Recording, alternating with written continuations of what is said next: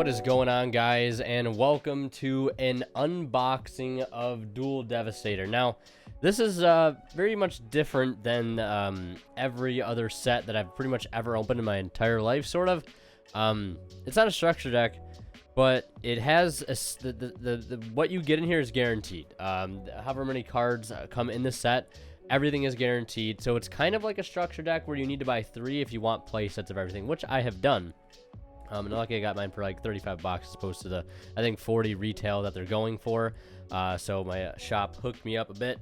But yeah, as you can see, the artwork on each side here. I don't know how well you guys can see that, but the Ghost Girl is on there, aka Feet, for the Ash Blossom one. But yeah, so we're gonna go through this. The only variable part about this opening is the field centers, which I opened 2 other boxes already off camera, and these are the field centers that I got. I'll put them up to the camera here to show you guys. We got one of the Feet right here. We got one of the Ghost Reaper, I believe, and Winter Cherries.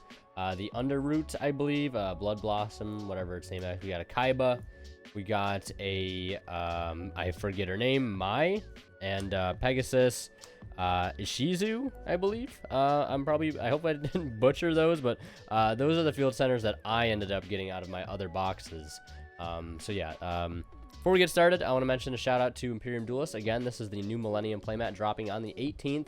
Not out yet, but if you guys want to get it, you can get it for 10% off with that discount code WinterKills10 off. Also, if you're buying any singles or sealed product like Duel Devastator off TCG Player, use my affiliate link down in the description below and help support me in the process. So yeah, so this is going to be kind of a review of Duel Devastator because we know what we're going to get, and I'll go through some of my favorite cards in here with you guys. So it'd be a bit more than just an unboxing, so you guys get a little bit more out of it than just, you know, oh my god, look at, we got super polymerization, because we can't really do that with this set, which is interesting. So I have to, you know, do it a little bit differently, which I'm okay with. So yeah, this is the box. It's supposed to be doubled as like a storage box. The artwork on it is very nice. One thing I'm noticing is that the bottom paperwork comes off. I imagine that's how it's supposed to be, just so you can have a clean bottom on there. But yeah, this is the back of it right here. It tells you all the you know, the cards everyone's talking about. All 5 of these ghostly game-changing monsters with new art, plus a brand new 6th monster, the Red Blossoms from Underroot. And they all come in alternate art. 30 ultra rare cards for your side deck. Choose the best ones to devastate your opponent. And 20 ultra rare cards from your extra deck, Synchro Ixies, and the latest Link monsters. I beg to differ about that. They definitely do come in clutch with the side deck cards. There's some amazing side deck cards in here. But the extra deck package, besides maybe these 2 cards I listed here, is lacking quite a bit. Plus, this double row storage box includes 4 field center cards. That is nice. I want to see more product, including field centers. So yeah, that is just that. This is on the bottom of the box. It comes off really easily.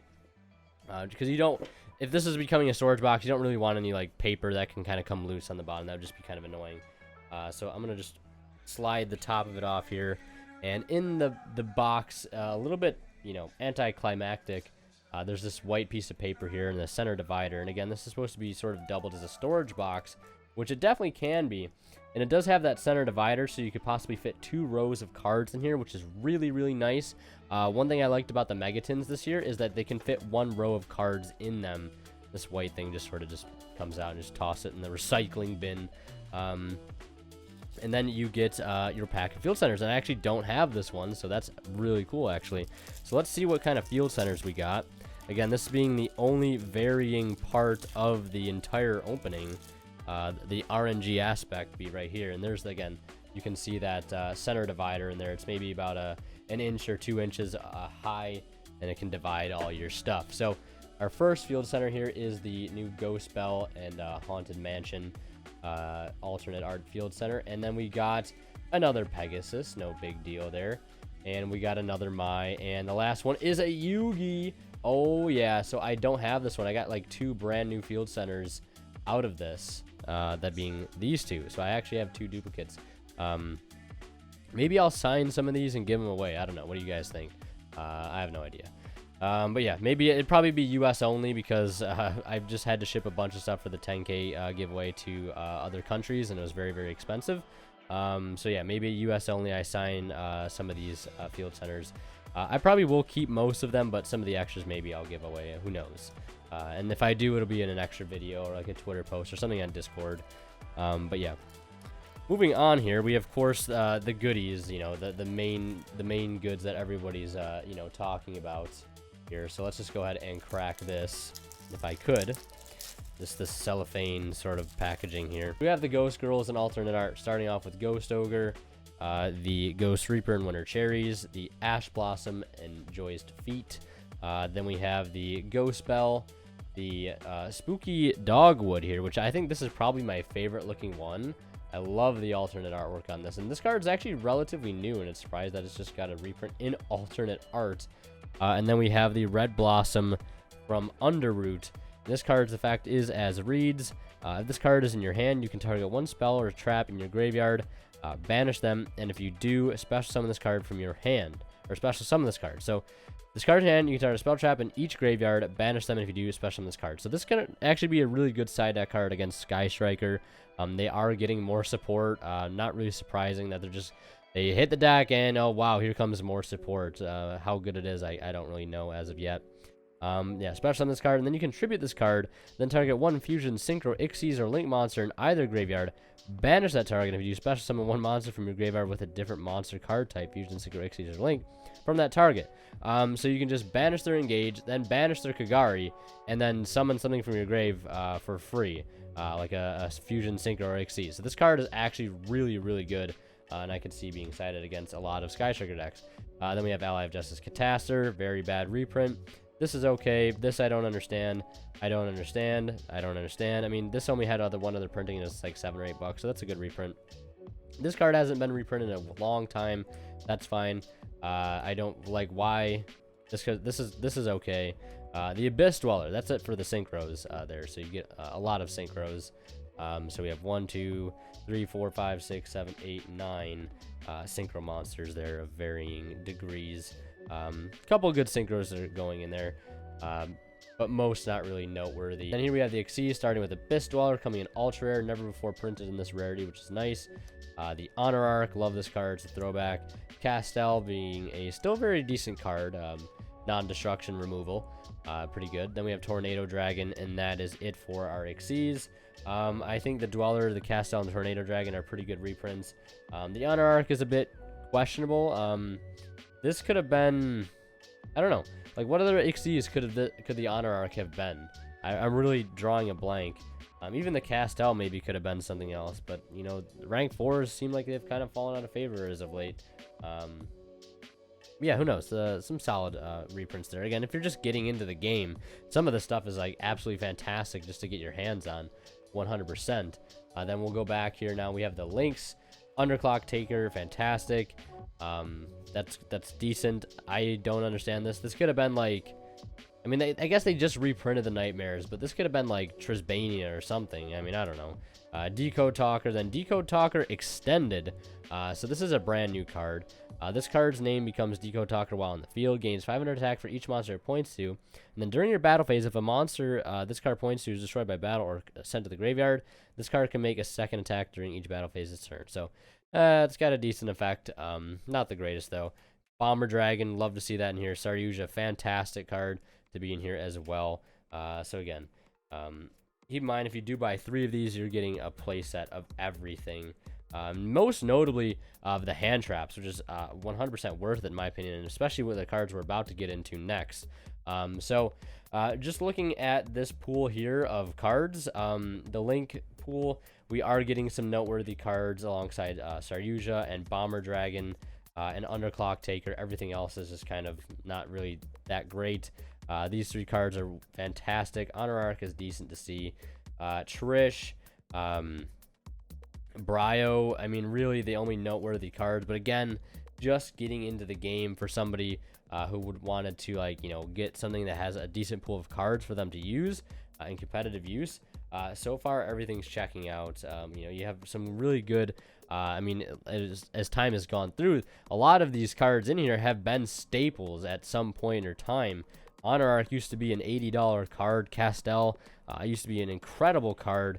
I mean, Decode Talker for the longest time was like one of the best link monsters you could go into. Underclock Taker still very strong. Trish, this card I don't understand. Scarlet Red Dragon Archfiend, still a very strong card to this day. Stardust Spark, a classic card. This card used to be staple, I believe, in a lot of plant decks. Fast Dragon, needed a reprint. Black Rose has always been decent to field wipe. This card I don't really understand. Brian Eck is incredible, and this is I don't understand either. But still, again, a generic good pool of cards to get your hands on. And these 6 up here being the crown jewel of the entire set. But moving forward, to continue with the hand trap thing, we have DD Crow, which I love to see in here is the upgraded rarity and the effect failure. So these cards make it even more so worth it because, again, effect failure and Crow, stable cards.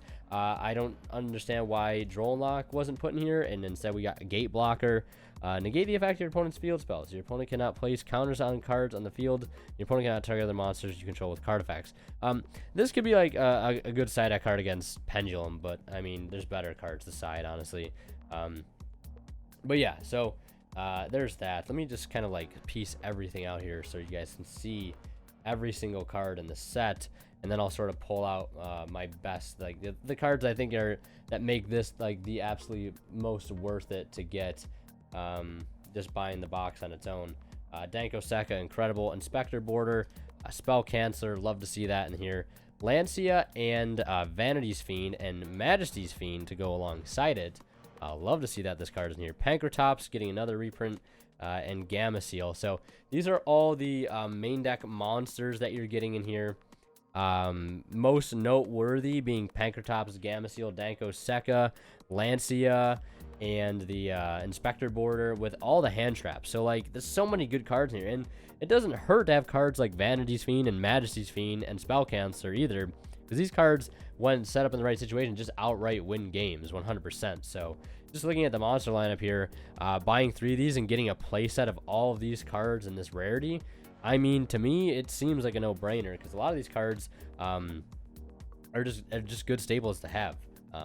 Especially for me, somebody who has like multiple decks and needs multiple play sets of things to go in certain decks, especially with the hand traps, definitely 100% worth it for me. But yeah, so right then and there, all the monsters, very happy with those. The extra deck monsters is probably the weakest part about the entire box. Then for the spells, we have Mind Control, Wave Motion Cannon, Super Polymerization, fantastic card, Book of Eclipse. Silent Graveyard, discard 1 card, negate the effects that act in the graveyard this turn are negated, so that's pretty good to see. And I believe it used to be called Forbidden Graveyard, now called Silent Graveyard. Cosmic Cyclone, Called by the Grave. So the most noteworthy cards are, of course, the Called by, the Cyclone, the Super Poly, the Mind Control, and the Book of Eclipse. The Wave Motion Cannon, I don't see how that's a side deck card, but yeah. Silent Graveyard, I could see this being teched in the future as sort of like a spell Abyss Dweller. But these 5 cards here, again, getting a playset of Cyclone, Called by, Mind Control, Super Poly, and Book of Eclipse, all in this high rarity. Very, very nice. And then moving forward to the traps, we have some really good cards. We have different Dimension Ground. This turn, any monster sent to the graveyard is banished instead, so basically D-Shifter in trap form. Then we have Typhoon. This card has long needed a reprint, basically a hand trap for spell trap removal, like in permanence, but for spell trap removal. Forbidden Apocrypha. This card is interesting to see in here because this has been cited a few times back in the day. Declare 1 monster card type, fusion, synchro, or Xyz, and if 2 or more monsters of the declared type are on the field, make each player send all monsters of that type from their field to the graveyard. So this card comes up a lot in side deck situations and has seen play in the past, so it's good to see that. D-Barrier, this card used to be insane, and still in some sense is pretty good, being able to lock your opponent out of a certain summoning mechanic for an entire turn. Then we have Lost Wind, Heavy Storm Duster, Royal Decree, Anti-Spell, there can be only 1, Wiretap, Solemn Strike, and to round it off, Red Reboot. So the best cards in here, in my opinion, the Red Reboot, the There Can Be Only 1, the Anti-Spell, the Duster, the Lost Wind, the Typhoon, and hell, I'd even say the Strike, are some of the most noteworthy cards. While these 5 here are still very good on their own, these are probably the top of the pick for me. These cards here, again, to get a playset of Duster, Lost Wind, Typhoon, Solemn Strike, Red Reboot, There Can Be Only 1, and Anti-Spell. I feel like there's a lot of value in this set, despite the extra deck part falling a bit. I feel like they could have printed better Link monsters in there.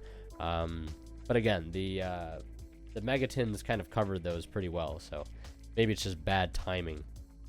But yeah, that's really about it for this video. I think for 35 bucks, at least for what I paid, I think if you bought 3 of these, and to get a play set of all of these staple cards, some more staple than others, obviously, I don't think it's that bad of a deal.